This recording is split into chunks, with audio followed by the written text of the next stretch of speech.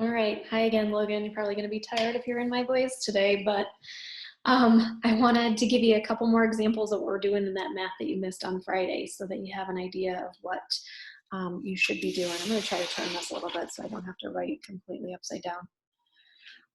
Okay, so maybe it's possible that you maybe missed the first couple lessons going into this that was part of e-learning, and that's okay. We don't have to go back and do those lessons to figure out how to do these ones, okay? What you need to know, a magic number that needs to always work with working these angles is 180 degrees, okay? 180 degrees is a straight line. Anytime like this right here, this straight line is 180 degrees. But what happens when I put two straight lines together, they form angles. And so we're trying to figure out degrees of different angles. Now, these types of things are really good when you're doing like woodworking types of things, or you have to know angles and things for sheet metal, all those types of jobs. So anyway, the thing to remember that I had showed in the notes, that the angle, if you know that this angle right here, you see it's 72 degrees. So I've already given you the number 72 degrees there. So opposite angles, if you look straight across from it, that angle should be exactly the same. So the letter B equals 72 degrees because these are opposite angles. Okay, so that first part should be real easy. You should just see what you have here, 72 degrees, right straight across from it should be exactly equal to it, okay? Now the reason that is, you probably, I don't want to confuse you or overwhelm you, but anytime you turn lines, if I were to turn these guys and squish them together, they're going to total 180 degrees, okay, if they're laying on top of each other. So 72 degrees straight across. Now here's where maybe your confusion is happening, is how do I figure out this angle? Well, that's where that magic 180 number comes from. Remember I just said, if you twist these and I put them, these two lines laying straight on top of each other, they're going to equal 180 degrees. So all I really have to do is take 180 degrees and subtract 72. Because I have this angle over here, if I take 180 and I divide 72, I should get 108. Okay, so just remember 180 degrees is your magic number.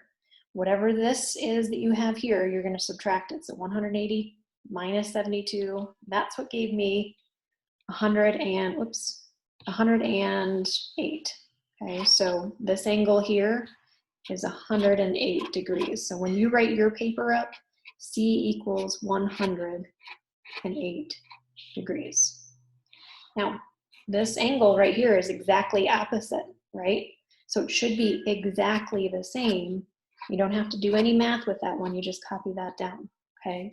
So A equals 108 degrees.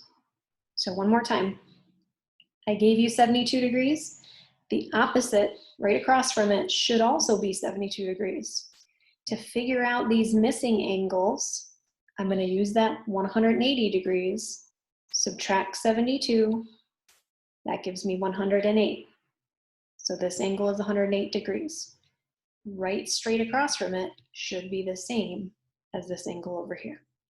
I'm going to do one more for you before I let you go. Okay, so if you look at this one, this angle I gave to you.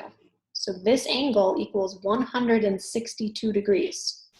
If I look at the angle right straight across from it, that I have a letter M on, it should equal exactly the same. So M equals 162 degrees, okay? They should be exactly the same.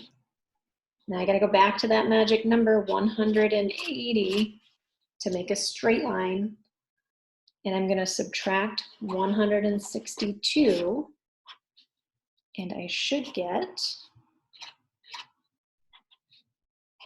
18. Okay, so if I did 180 minus the 162, I now know that these two angles are 18 degrees, okay, because they are opposite angles of each other. So that tells me N equals 18 degrees, and L equals 18 degrees. Okay? So just remember, if an angle is right straight across, it's exactly the same number.